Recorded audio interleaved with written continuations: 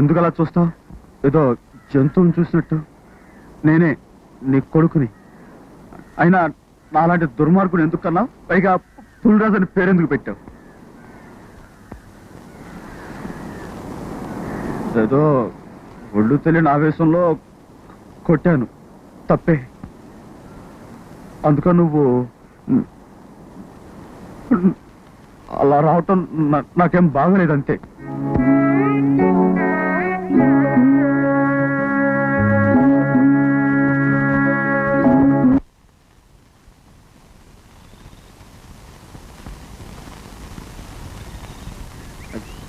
Good morning.